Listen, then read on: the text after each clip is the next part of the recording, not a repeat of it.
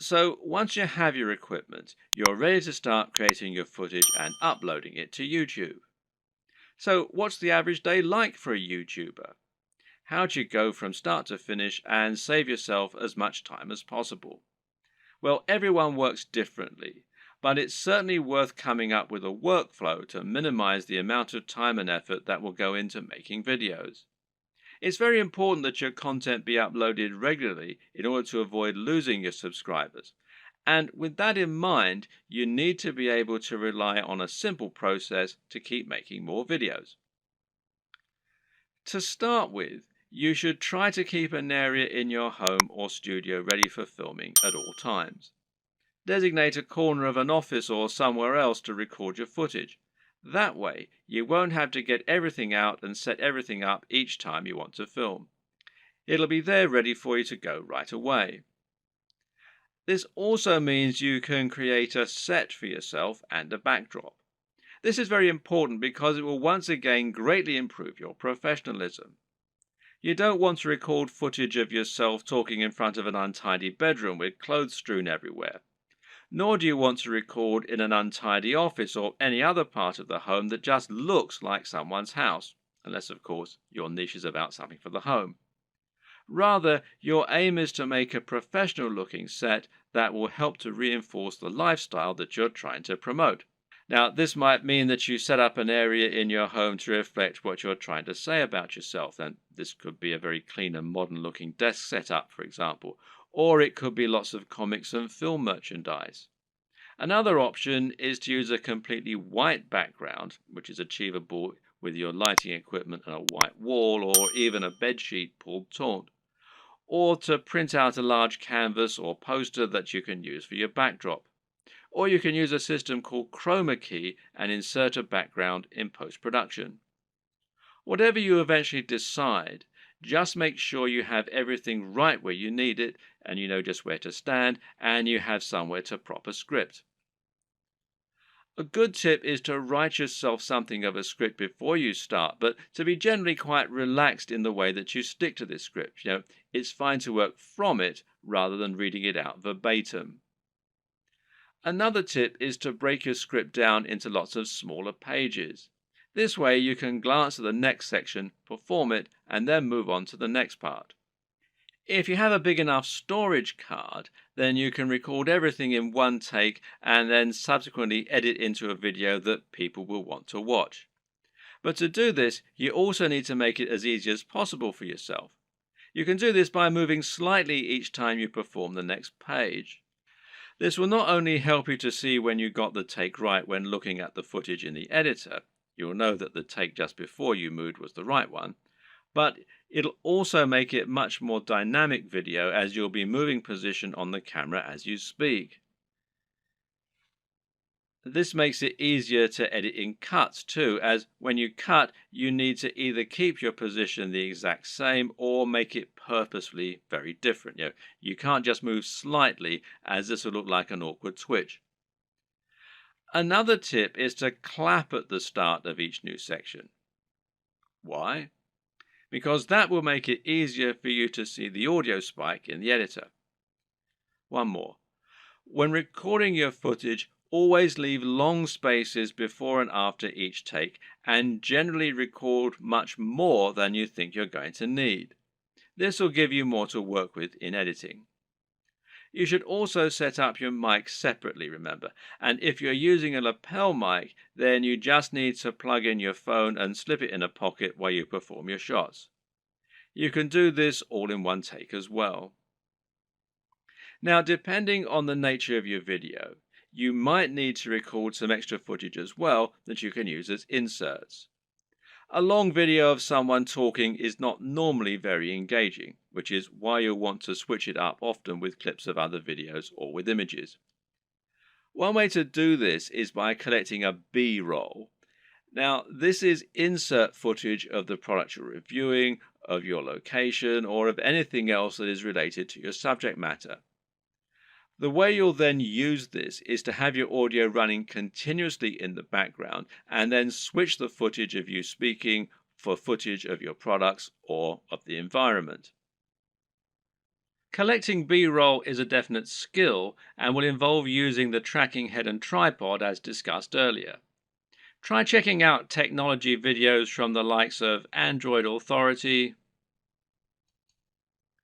Techno Buffalo, and The Verge, amongst others, and you'll find they always include shots of phones and computers next to pens and paper, or by running water, or in the middle of grass and plants. In any case, the environment helps to showcase the beauty of the design and engineering, and it makes the shot more interesting, than just a simple shot of a phone in someone's hands. This shows off that lifestyle again, and it makes everything look attractive and desirable. Once again, you can always record more than you think you're going to need. You've been surprised of just how quickly you can run out of B-roll while talking, so get as many shots as you can possibly think of. You can also use other types of insert footage. For example, you might want to use footage of yourself working out while talking about fitness, or you might want to use clips from other YouTube videos, being careful about copyright, of course. The latter you can accomplish by using various tools that allow you to download YouTube videos. A good choice is Hyper for YouTube, which you can download for free from the Windows Store. There are all manner of other ways to collect fun footage too. How about using a time-lapse, for example? Timelapse Pro is an app for Android, iOS and Windows, and it's perfect for creating time-lapses of all kinds of things. Once everything is done, you're ready to edit your video. Open it up in your chosen video software and import it along with all the additional graphics, sounds and other materials you intend to use. You now want to sync up your audio to your video, and most programs offer easy ways for you to do this. In Adobe Premiere, for example, it's a simple matter of right-clicking on both and then selecting Synchronize and then by audio track. Now the audio will be in sync, and you can just put the video on mute so that it's replaced by the high-quality audio you recorded separately. Now, just link the audio and the footage so that any edits you make will affect both, as though they were recorded at the same time from the start. You'll want to line all this up so that you have all your footage in order and so that there are no awkward pauses. It's also important to keep things moving and to keep things dynamic all the way through. If you're using lots of B-roll, then you should make sure you move from panning shot to panning shot. It should never be motionless or you'll lose focus.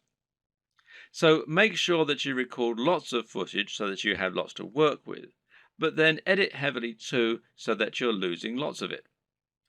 Once everything is in order and the sound is lined up, you can then start to insert your extra footage and lay this over the top, intersperse it.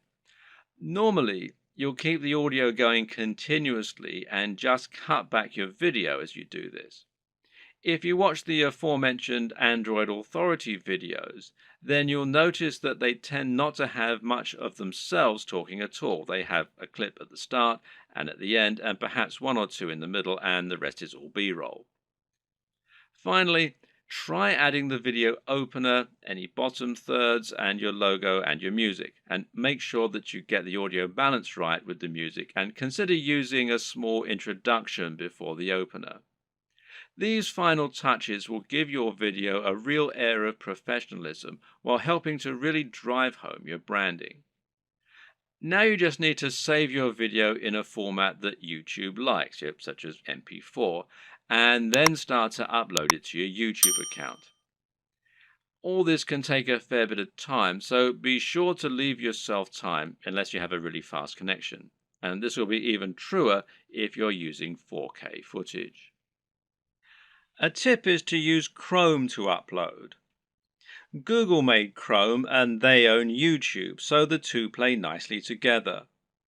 If your upload is interrupted and you're using Chrome, then you'll be able to resume it from where you left off later on, even if the computer's been turned off.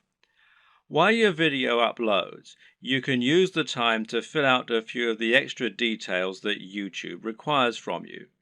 YouTube will ask if you want to monetize your video with ads, for example. And of course the answer is yes, as long as you aren't overtly selling anything in it.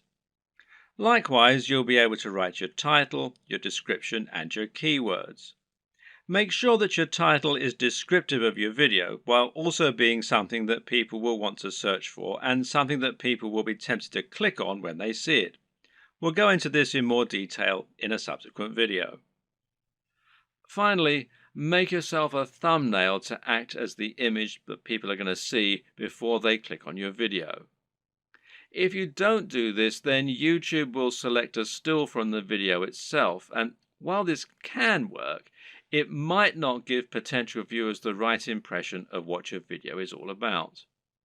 The right thumbnail image can make a huge difference by making your video much more appealing and impressive looking when it appears in the feed.